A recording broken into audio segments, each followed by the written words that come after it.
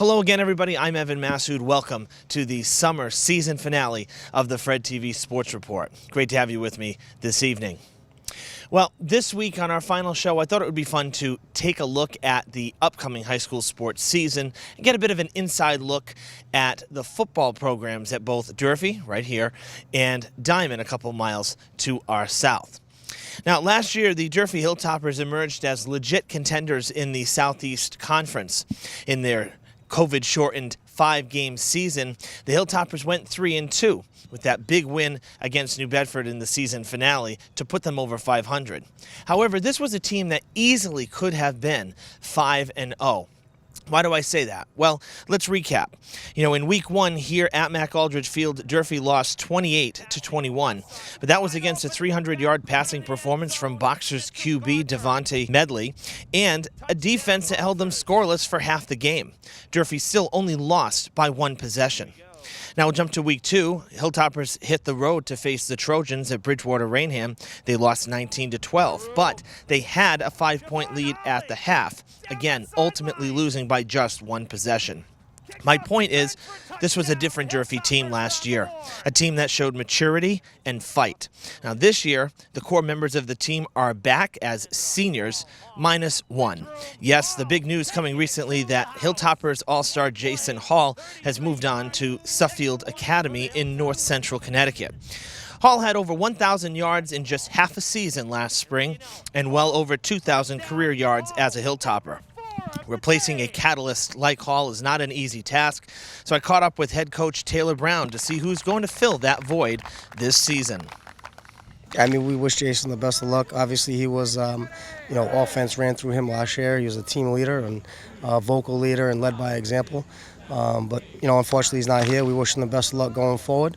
Now we're focusing on the kids who are in front of us right now, trying to get things back on track here.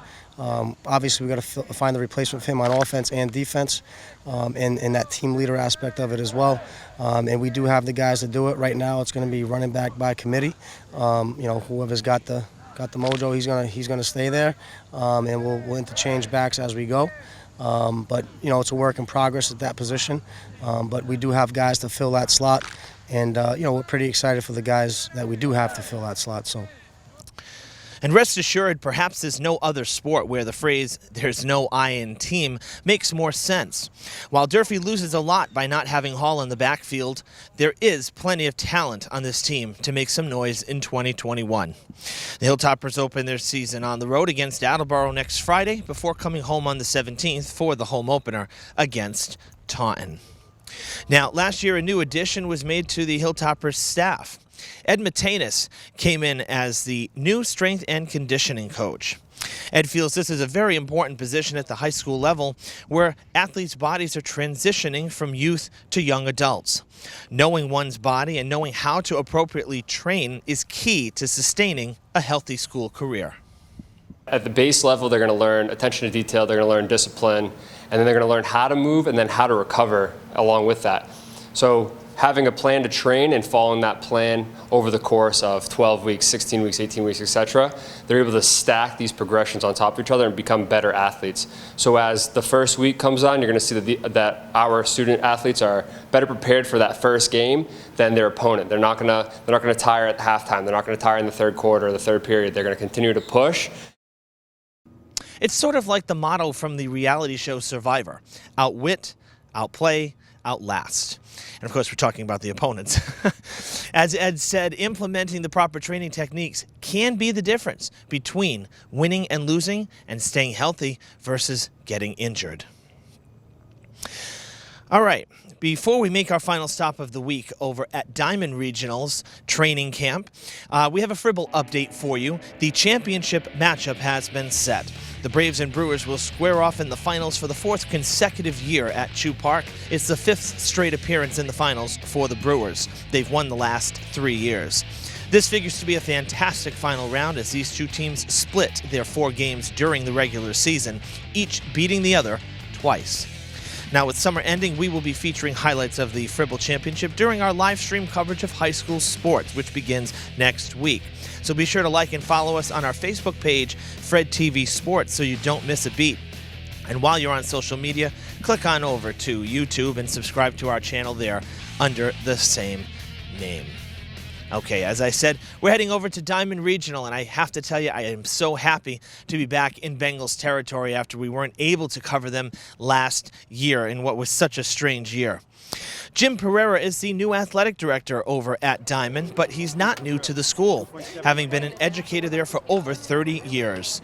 Now in an administrative role, he's excited for this new chapter at the school he calls home. Well, it's been a great 2 weeks so far. The kids have really been very enthusiastic about coming out and playing.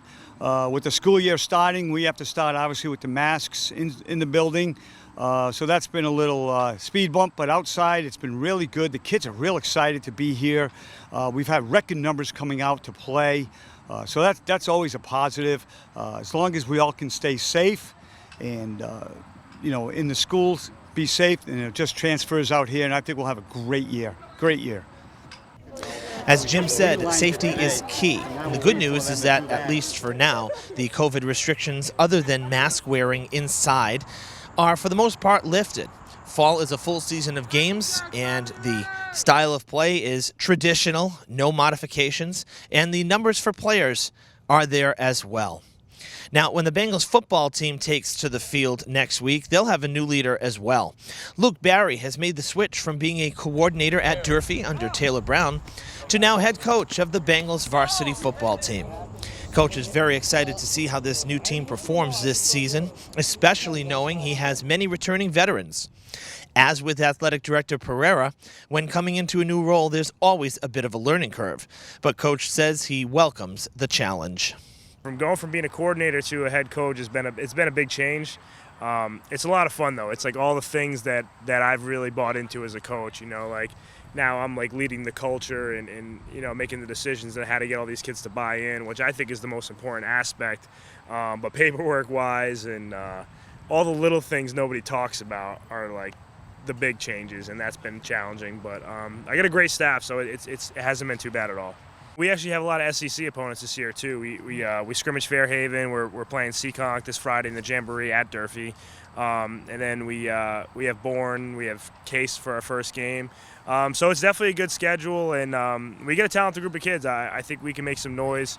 Buy-in's been good. If we just continue to work hard, I think we can make some noise. The Bengals open their season at home next Friday at 6:30, and weather permitting, we will be there to kick off the football season over at Diamond. And then, of course, week 2, as I mentioned earlier in the program, will be Durfee versus Taunton from right here at Mac Aldridge Field. So we have football weeks 1 and 2 for you on Fred TV to start the year. I hope you've enjoyed everything that we've covered this summer for you. It's been a fun summer. Too short, unfortunately, but all good things have to come to an end. And with that, the start of a new school year, some exciting stuff to come in terms of high school sports and Fall River athletics. So I thank you for tuning in each week. Our high school sports coverage actually begins next Thursday from right here at Durfee as the Diamond Bengals boys soccer team comes over here to face off against the Hilltoppers. We'll have that one for you as well, live streamed right on the Fred TV Sports Facebook page. Until Thursday, I wish you all a great holiday weekend, and thanks again for tuning in all summer. I'm Evan Massoud, reporting from Durfee High School.